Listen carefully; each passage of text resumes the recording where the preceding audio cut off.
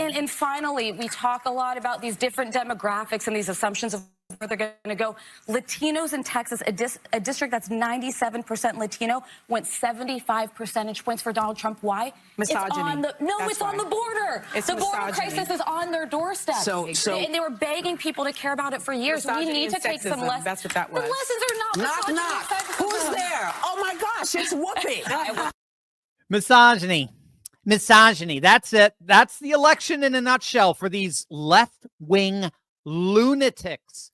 A district that's 97% Latino on the southern border voted for Trump, not because they're concerned about illegal immigration. No, why would they? They're just on the southern border. No, this district, 97% Latino district, voted for Trump because they're all misogynists and sexists. If that isn't whistling past the graveyard on the part of this woke leftist lunatic, Sonny Hostin, I have no idea what is. Hey, gang, come on in. It's Dr. Steve. Welcome, one and all, your Patriot professor. The celebration parties are going on and on and on. The good news from all the fallout from the massive landslide win we got on Tuesday, it just keeps coming in. And I want to give you the latest updates. As you saw there with Sonny Hostin, who has just got to be, as you yourself saw, she's got to be the most miserable, angry, resentful, aggrieved person on the planet. I mean, she's basically in the denial phase of the stages of grief, right? Now, unfortunately, I think she's been locked in that stage since 2016. She's never been able to emancipate herself from her aggrievement and her repulsive bitterness. But ironically, as we'll see here, she's her willful blinder, her sticking her fingers in her ears. La, la, la, la, I don't want to hear la, la, la, la. No, boy, there is no southern border problem. There is no crime is down. Greatest economy in the world. She's only in those hysterics. She's only guaranteeing her being all the more mired in misery in elections to come. And I hope to show you that in today's video. First and foremost, just to frame this where we are right now, big picture, Trump, of course, won an epic win with 312 electoral votes, 6 more than he won in 2016. He won the popular vote.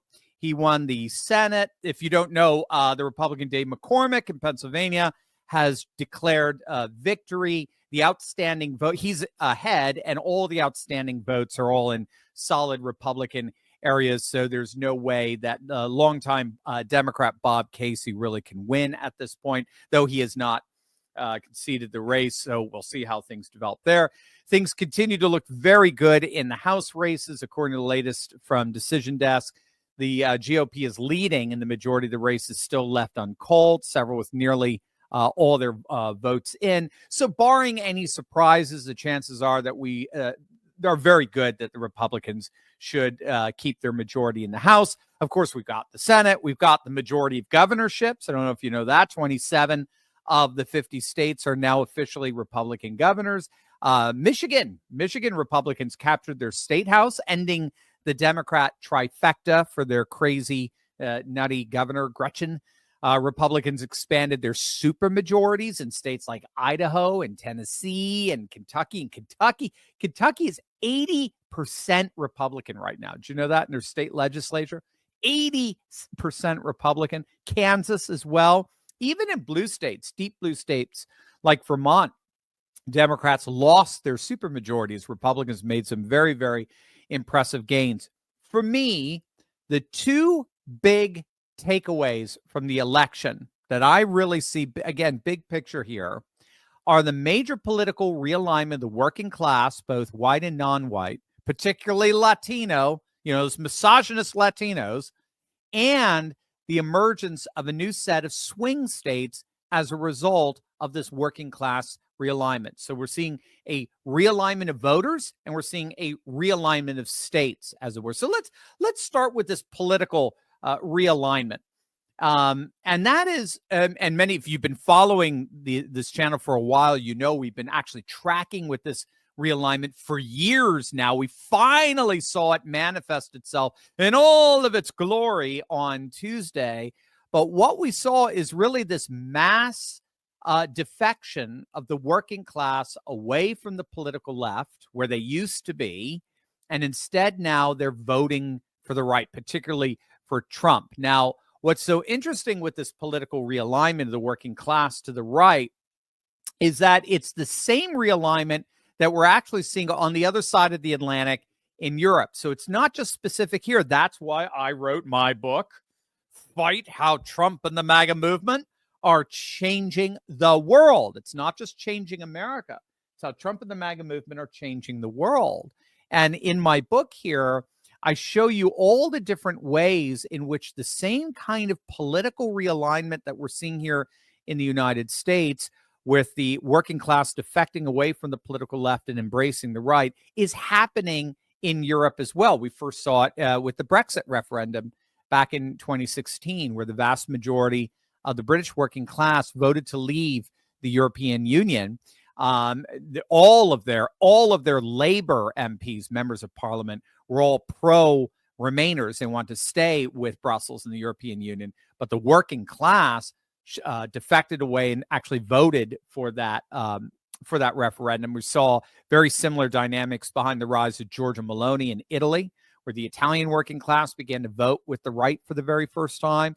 We saw it with the rise of Marine Le Pen in France, with the Yellow Vest uprising, if you remember that. They all gave their support behind her. Geert Wilders in the Netherlands, with the Farmers' Revolt, they all switched to the political right. So on both sides of the Atlantic, we're seeing a similar shift among working class voters away from their traditional Labor parties or Democrat parties, the left-wing parties, over now to the right. And the key reason for this, and this is what Sonny Hostin just doesn't quite understand, the key reason for this is because the right has been able to shift left on economic issues in a way that leftist parties have not been able to shift right on cultural issues.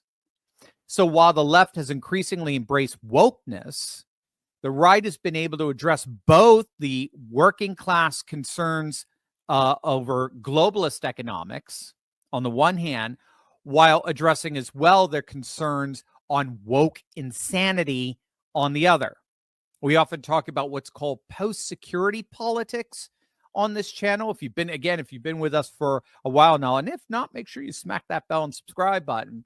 But you've heard this term before, post-security politics. And the gist here is that the nation state is supposed to give us three securities: border security, economic security, and cultural security, right? So with border security, we're protected from invaders and marauders. With economic security, if particularly in a nation state context, the economy is big enough so as to provide sufficient material conditions for us to be able to live, have a decent life. And cultural security involves common language, customs, traditions that give us a collective sense of sharing in a common meaning and purpose in life. And what's happened is that under globalism and globalist structures, which are by definition transnational and transcultural and transspatial, all three of those securities have eroded over the last decade. So border security, of course, is eroded, and that globalist structures don't honor national sovereignty. They open up the borders to provide cheap labor for globalist corporations and the like. We've seen the erosion of economic security as a result of what's called a global division of labor, where corporations are sending manufacturing and industrial jobs overseas, leaving rural populations highly unemployed. And of course, we're seeing the erosion of cultural security with open borders bringing in radical demographic change, people not even knowing how to speak our same language. Springfield, Ohio is a perfect example. By the way, Springfield, Ohio voted for Trump overwhelmingly. Ha, ha, ha. Who gets the last laugh on that one, right? So you start putting in, thousands and thousands of Haitian migrants into a town of 50,000, and it completely disrupts the culture and so forth. And then when the people complain, they are accused of being racist and bigoted and all kinds of phobic and the like, maybe misogynist as well, and sexist and so forth. So the great backlash that we're seeing happening, not just here, but all over the world, particularly in the United States and Europe, but Latin America as well, is a blowback against these globalist-inspired insecurities. More and more people want to reassert their national sovereignty through border security. This is what, in many ways, Brexit was all about back in 2016. They want to reassert their economic security by bringing manufacturing and industrial jobs back home. And they want to reassert their cultural security by reaffirming and renewing and celebrating rather than denigrating their unique cultures, customs, and traditions that give us a common purpose and meaning to life. And it's the working class, both white and non-white, that are leading the way here, leading the way in this great revolt against globalism and globalist institutions. We talked about this in one of our earlier videos, but take a look at this. This chart here, I think we have this. Yeah, excellent. Thank you, Micah. Take a look at the shift we're seeing towards Trump among what are traditionally Democrat constituencies. So in urban cities, in urban counties, metropolitan counties, they shifted to Trump by 5 points. Suburban counties, right, where all those white women were supposed to come out for Kamala, sorry, they shifted to Trump by 4. Counties with higher than a 25% black population shifted to Trump by 4. Counties with a 25% or more Latino population shifted to Trump by nearly 10, 9.5. That's a lot of misogyny. Counties that are less than half white shifted to Trump by 7. And even counties with more than 50% college grads. That's interesting because college grads tend to be the centerpiece of the new woke left. Even those counties shifted to Trump by 4. And this is where ultra-left diehards like Sonny Hostin are just missing the train big time. They can run around and cry misogyny and sexism till they're blue in the face. It's going to do nothing. Absolutely not. Well, actually, if anything, well, I'll take that back. I was going to say it doesn't do anything to bring these voters back to the Democrats, but I'm going to take that back in that, if anything, it's only further driving them away. Wokeness is provoking a cultural security backlash. So in denigrating their security concerns as being sexist and misogynist, Sonny Hostin is only exacerbating the problem for the left. Now, ironically, Chuck Todd of MSNBC seems to understand that. Take a look at what he had to say on election night. That continues to me to be the big story of the night, is the shift among Hispanics. Look, Hispanic voters are swing voters, and I think, you know, what's interesting here is the Republican Party treated them the same way they treated white working class voters. They courted them the same way they treated white working class voters.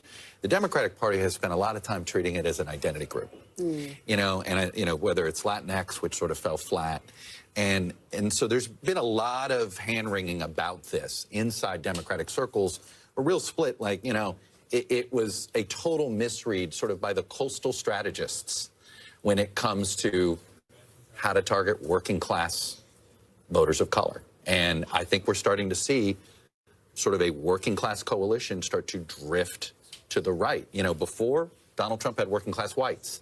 Now he's adding working class Hispanics and working class, not necessarily seeing evidence of working class African Americans, but adding working class Hispanics. That becomes a very durable majority. Well, another way of saying that is the education gap. Well, it's the same thing. College educated or non-college educated. It doesn't matter your ethnicity. It matters your education. Right. But is it Donald Trump or is it the Republican Party? Or is it the Democratic Party? Ooh, that's a good question. Or is it the Democratic Party? That was very good. Well, what do you know? A broken clock really is right twice a day, right? I'm being facetious here, of course, but Chuck Todd gets it. He gets it. It doesn't matter what color you are or ethnicity. Post-security politics affects everyone. If you're inside unsecured borders, if you're watching your manufacturing jobs disappear overseas, if you're being stigmatized by a bunch of Hollywood millionaires for being misogynist and sexist, you're going to push back. I don't care what color you are. I don't care what ethnicity you are. I don't care what gender you are. You're going to push back. And that is exactly what we're seeing.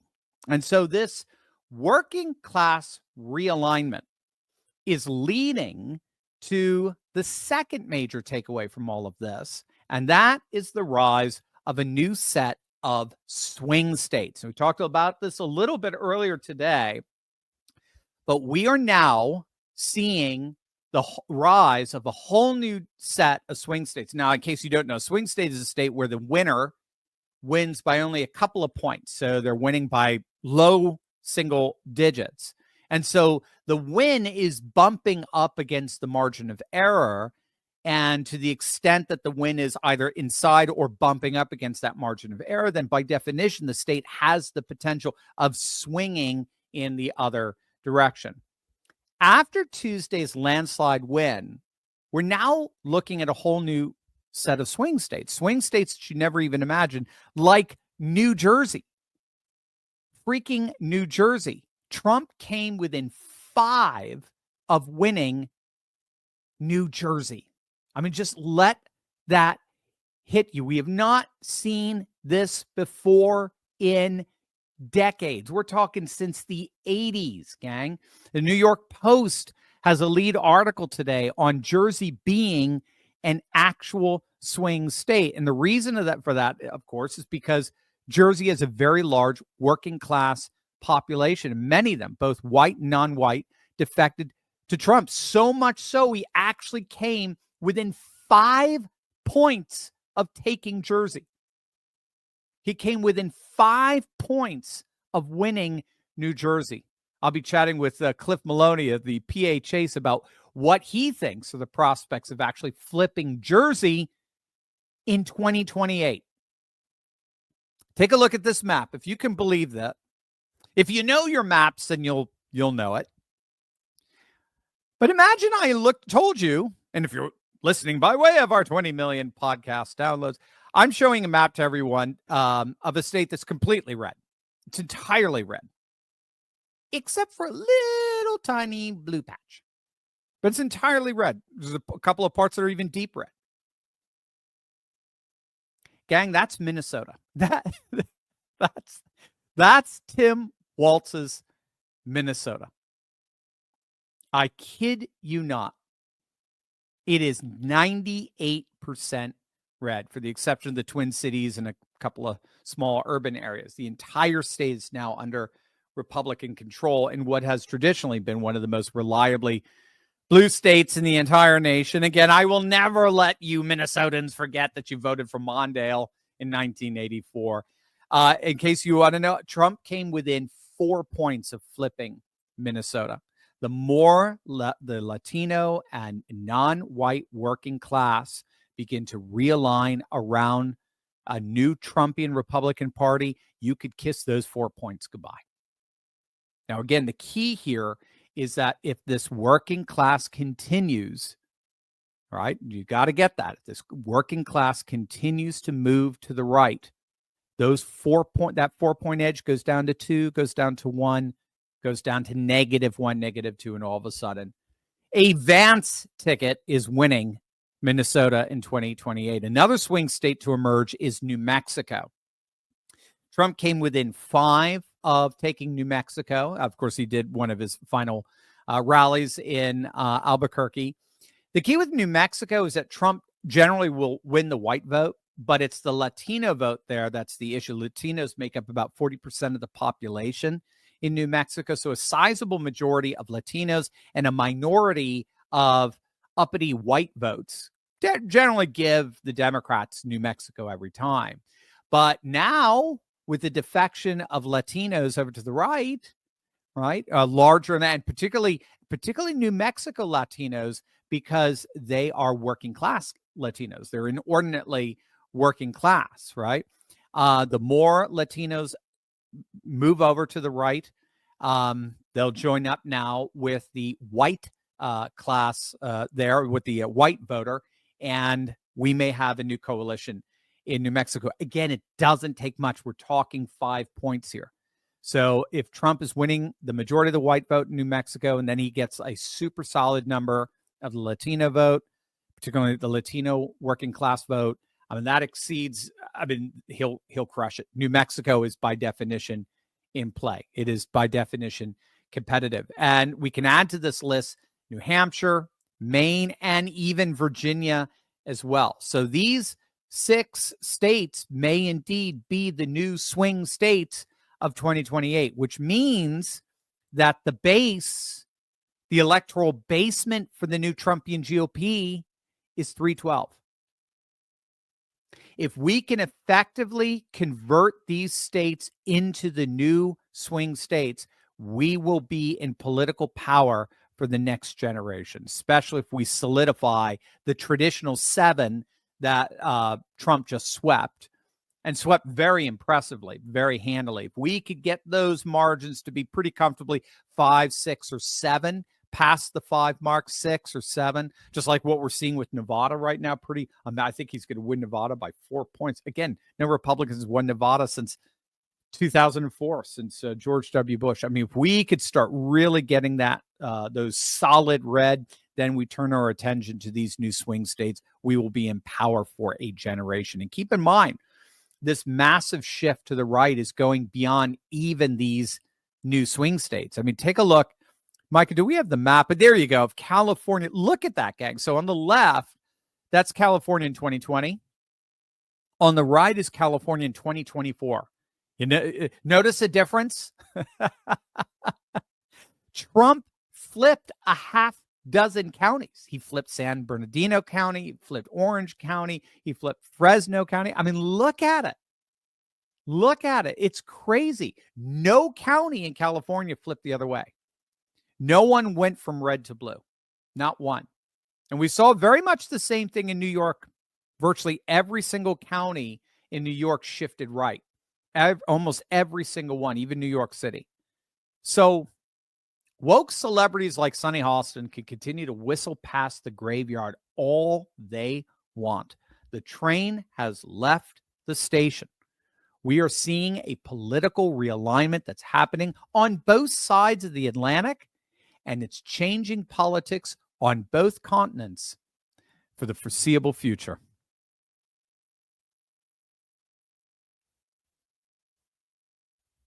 Gang, obviously Americans are tired and frustrated by a stalling economy, inflation, endless wars, and the relentless assault on our values. But thankfully, there are companies like Patriot Mobile that still believe in America and our Constitution. I'm proud to partner with Patriot Mobile because they're on the front lines fighting for the First and Second Amendments, the sanctity of life, and our military and first responder heroes. Take a stand for conservative causes and put America first by switching to Patriot Mobile today. You'll get the same nationwide coverage as the big providers because Patriot Mobile operates across all 3 major networks. Plus, they back their service with a coverage guarantee. Their 100% U.S.-based customer service team will find the best plan for your needs. Keep your phone number, keep your phone, or upgrade. Go to patriotmobile.com/TurleyTalks or call them at 972-PATRIOT. That's 972-PATRIOT. Right now, get a free month, a whole free month when you use the offer code TurleyTalks. Don't forget that. Use TurleyTalks. You get a free month.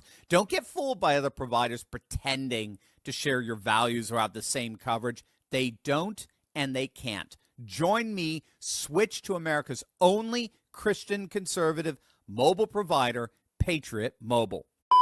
All right, gang. So as we all gather together like Merry and Pippin in The Lord of the Rings, finding ourselves sitting on a field of victory and enjoying the well-earned spoils of war, we have a number of heroes in this victory to thank, and someone who stands tall among those heroes is our good friend Cliff Maloney of the PA Chase. He and the door knockers at the PA Chase were at the heart and soul of this Get Out the Vote effort in the key swing state of Pennsylvania.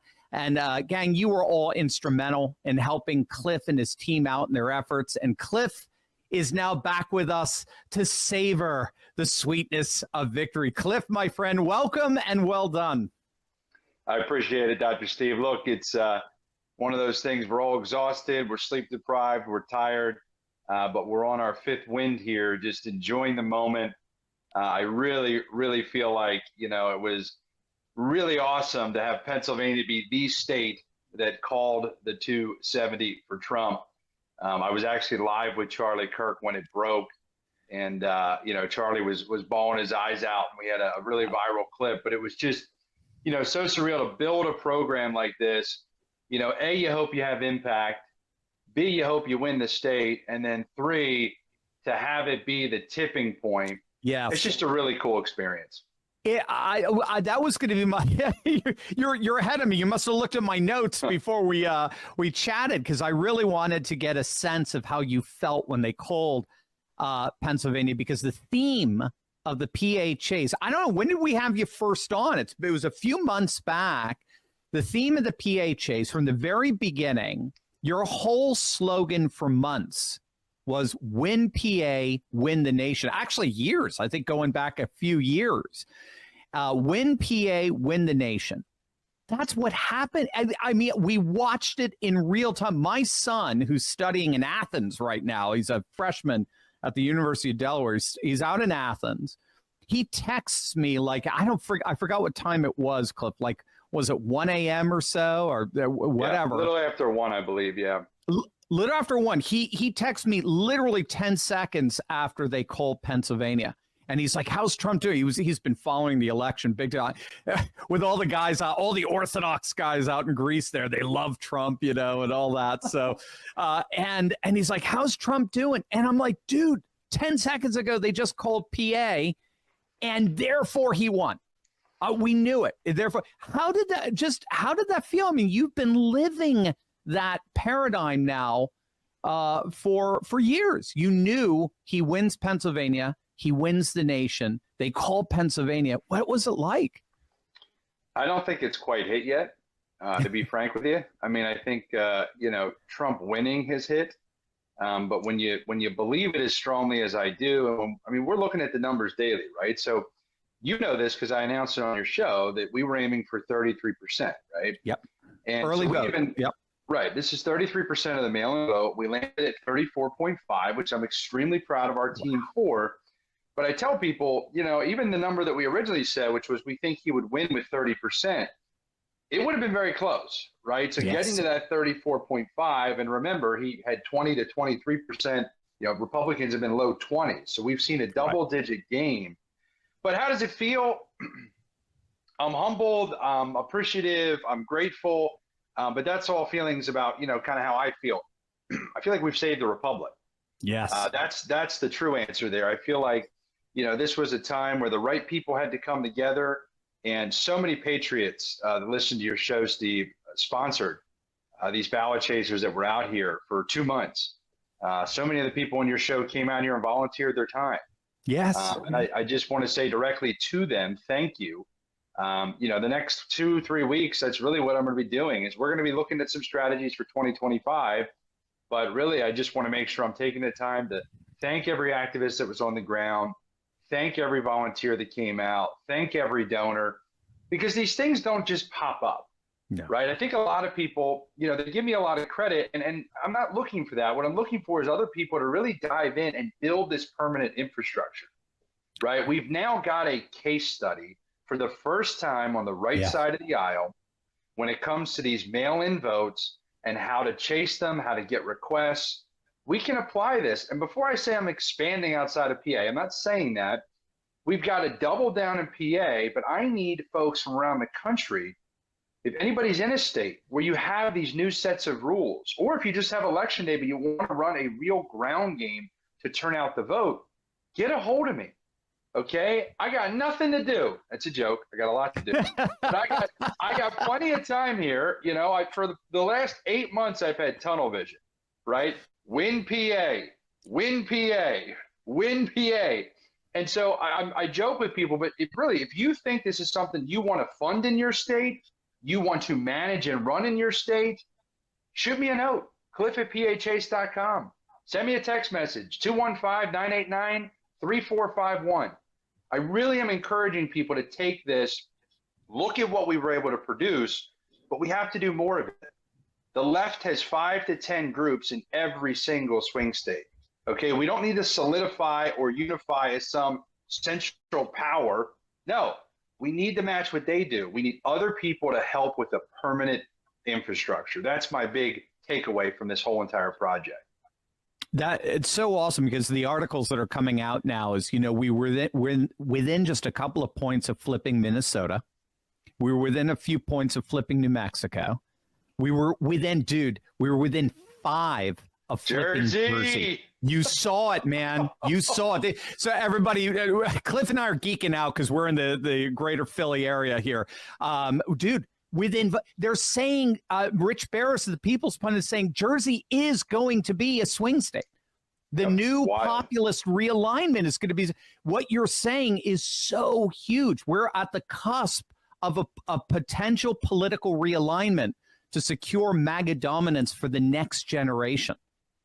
Somebody texted me yesterday on election night. They said, New Jersey Chase, ? Yeah, NJ Chase, man. NJ Chase. I could see it. I mean, hey, can you tell us all about, when you were in the thick of things, you had a little hit piece done on you by CNN. I mean, the legacy media is now all either eating crow right now because they are all admitting that organizations like the PHAs, Charlie Kirk's Turning Point, you guys were all making the difference in the early vote, getting the vote, getting out the early vote effort, just voting in general, get out the vote effort.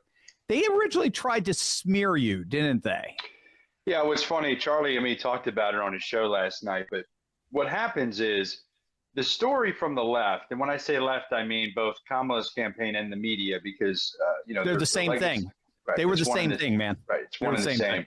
Yeah. So at first it was, they're talking about how they have this powerful ground game and it's connecting with black women. It's connecting with all females. It's connecting with, all these demographics, and they're touting this.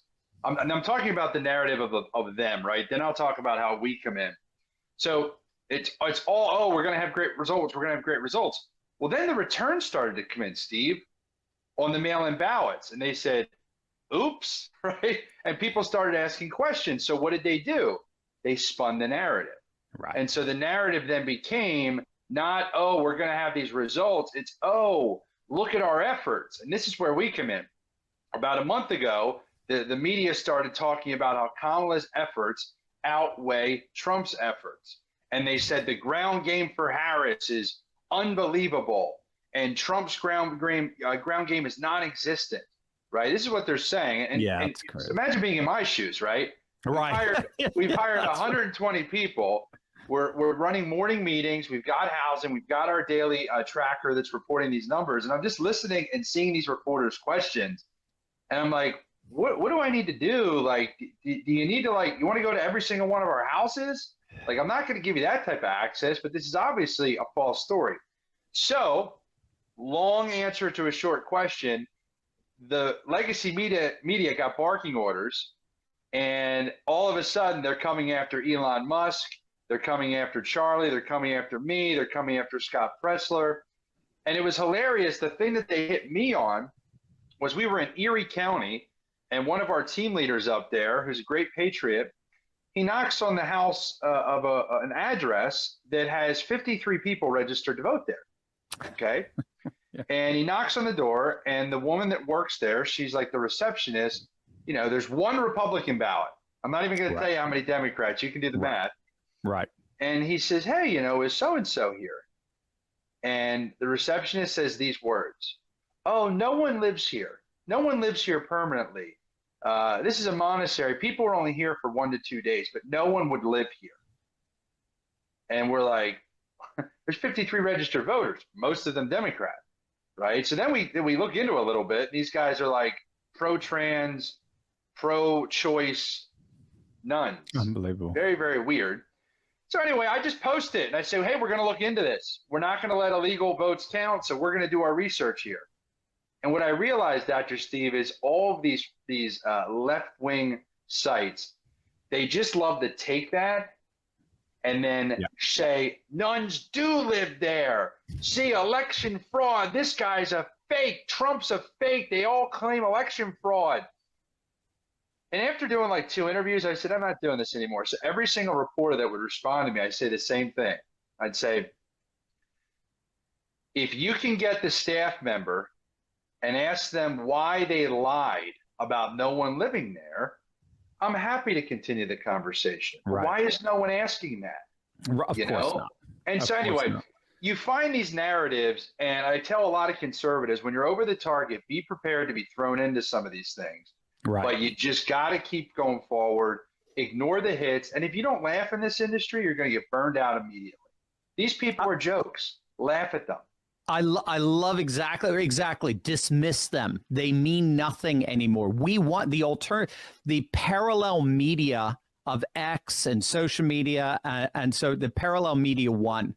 The legacy media lost. They were probably the biggest losers of them all because, I mean, they're the same as the Democratic Party. They're a propaganda machine, and they exist solely to protect and perpetuate the regime, the establishment, and so they by definition exist to make conservatives or just ordinary. I mean, some people are calling this the alliance of the normies, the rebellion of the normies, just people who just believe there are 2 genders, for heaven's sake, right? I mean, this isn't radical stuff here, but they exist solely to make us look bad and to make the regime look good. Hey, do you have anything on the latest with Dave McCormick and the race there? It looks like he's pulling this out. Yeah, so what we're waiting on, you're asking the right guy. I think I've been up all night following this. And just for you folks out there, I didn't tell Steve to give me the softball on this. So Cambria County and Montour County are the 2 that still have votes out that are at least a little bit of a significant amount. For your viewers that didn't follow Cambria County, this is where the scanning machines at 7 a.m. were malfunctioning. And so they decided to extend the polling hours, and then they did a hand count. They originally said they would not release any of the data until the hand count was complete. That was supposed to be this morning, or actually right about now. But the reality is a couple thousand trickled out this morning. The reason this is important is right now, if you look at the race, Dave McCormick is up roughly 30,000 votes. Okay, it's 3,305,000 to 3,335,000. It is razor tight. And Cambria, which is where I went to college out in Johnstown, it's 70% Trump, 30% Biden. I should probably pull the new numbers now that we have them, but in my head, it's a R+40 county. So it's a big swing for McCormick. And that county right now, I'm pulling it up, only 48% of the votes are in. And so he's winning 60 to 37 in that county, but only 40% or 48% are in. So here's the rundown. He's going to be winning by at least 40,000, okay, once Cambria comes in. Montour, the last one, let me see. Yeah, Montour's now in. So it's just Cambria. He's going to be winning by 40,000. We don't know how many provisionals are out there, but that's all Bob Casey has left. Is 1, he could try to demand a recount, or 2, he could challenge the provisional status of those ballots to try to get them to count. In 2020, we had 103,000 provisionals statewide.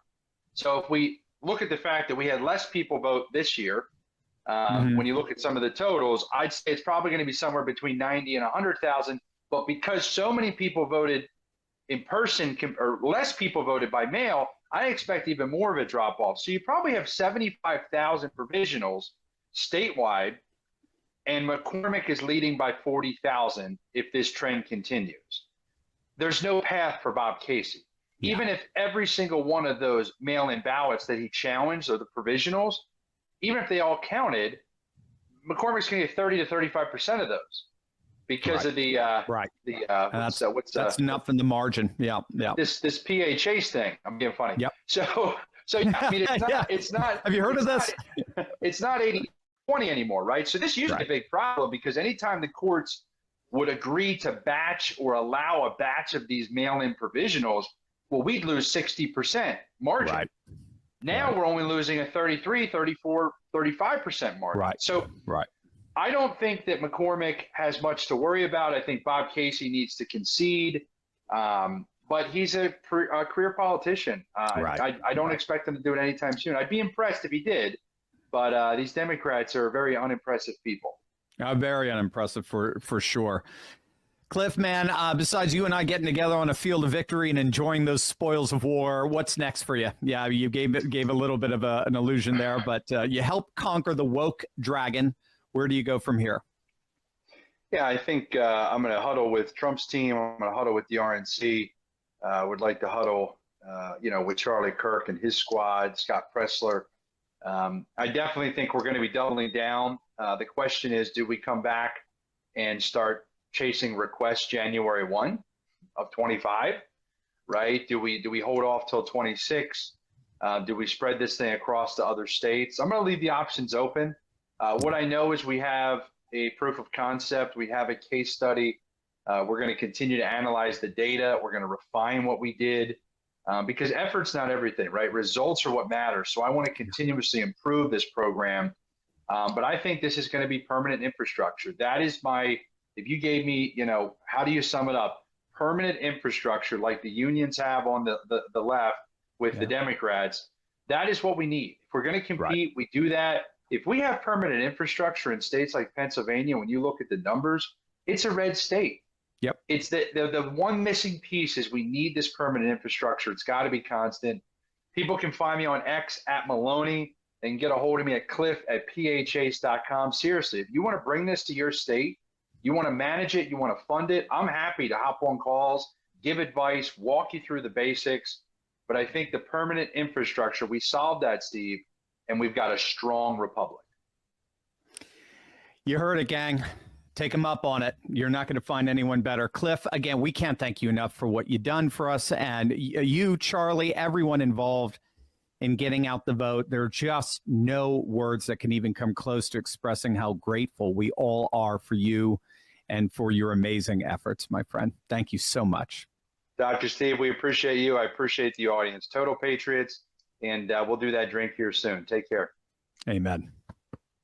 Gang, as you know, we look out for each other on this channel. Your safety and your security are our #1 priority. So if you haven't secured the deed to your home as of yet, you need to click on that link below right now and protect yourself and your loved ones. I was absolutely shocked when I found out how easy it is to access the deed to my house, and not just access it, but actually change it. The deed to your home is the only document that proves you own it. But the problem is that all our deeds are now online, and criminals are free to find your deed, forge your signature, refile as the new homeowner, take out tons of loans using your home's equity, and then they stick you with all the debt. But that's where our good friends over at Home Title Lock come in. Gang, they're simply amazing. Home Title Lock gives you the peace of mind that the deed to your home is absolutely and completely protected 24/7. Click on that link below right now. Use promo code TurleyTalks. And all you got to do is enter your address for your no-obligation home title scan to see if you've already been a victim of deed theft. It's a $100 value, absolutely, totally free with my promo code TurleyTalks. Gang, don't wait for the worst to happen only to regret you didn't do something about it when you could have. Do what I've done. Do what countless patriots have done. Click on that link below right now